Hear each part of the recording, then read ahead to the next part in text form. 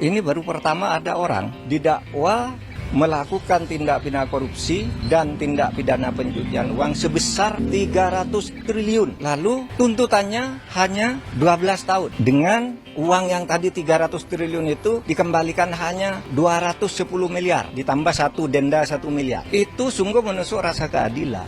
Karena apa? 6,5 tahun itu kok kecil sekali bagi orang yang menggarung kekayaan negara. 300 triliun hanya diambil 210.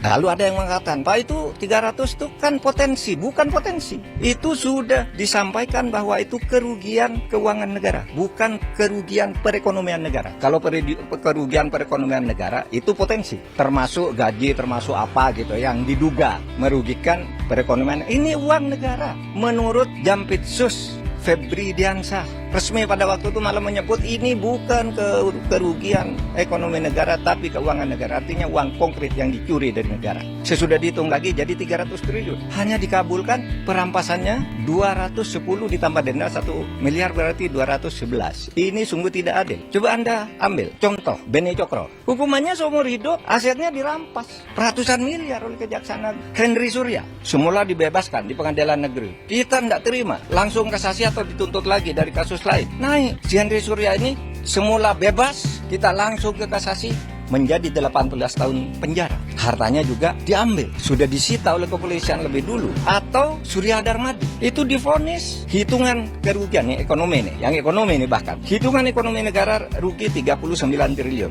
Dituntut oleh jaksa 39 triliun dengan denda 2 miliar, sehingga menjadi 41 triliun. Dikabulkan oleh pengadilan negeri, tetapi naik banding tetap kena 2 triliun. Hanya uang kecil, kena 2 triliun. Ini 300 triliun, kena hanya 250 miliar. 250 miliar dari 300 triliun itu berapa? 0,007%. 0,007%. Tidak sampai setengah persen. Anda bayangkan itu. Nah, oleh sebab itu, menurut saya, Kejaksaan nampaknya kurang konsisten juga. Mengapa menyebut dakwaan 30, kok kemudian tuntutannya 250? Kan terlalu jauh, meskipun sudah dihitung ulang oleh pengadilan, terlalu jauh itu. Berarti kalau dari 350 jadi ini, berarti seluruh dakwanya itu agak hoax, ya, agak tidak tepat. Nah, itu supaya diingat bahwa kita mengembalikan aset sekaligus memberikan hukuman yang setimpal. Apapun alasannya, itu hukum yang berlaku.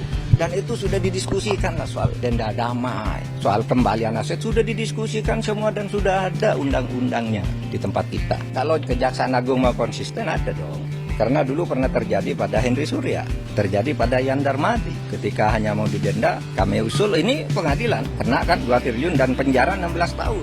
Nah, kalau ini mau dilakukan, bisa naik banding lagi. Tapi tetap aneh bagi saya kalau dakwaannya 300%, bisa naik banding lagi. Kalau dibanding kasasi lagi, bisa PK lagi. Tapi sementara selama ini, kan belum inkrah semuanya. Itu masih bisa dilakukan. Meskipun kasus ini kan agak aneh ya. Ada unsur politisnya kan. Ketika ditetapkan si Harvey itu sebagai tersangka, kan ada berita kantor Kejaksaan Agung dikepung. Ya kan? Lalu Jaksa Agung memberi penjelasan diintervensi oleh Brimob atau apa gitu kan, Jaksa Agung ngomong di televisi ya. Lalu analisis di luar itu sebenarnya bukan penangkapan terhadap mafia nikel, tetapi apa? Itu upaya pergantian penguasa mafia sehingga yang lama dihantam agar ganti gitu. Tapi hukumannya tidak sungguh-sungguh. Analisis itu pernah muncul. Saya baca itu dari pernyataan terbuka Pak Ansat Mbae, mantan kepala BNPT ya waktu itu. Dulu zaman saya Menhan, dulu dia kepala BNPT, tapi dia berbicara dalam konteks ini, Pak. Ini kan hanya pergantian aja. Sehingga kelihatannya tidak sungguh-sungguh atau takut. Ini tantangan.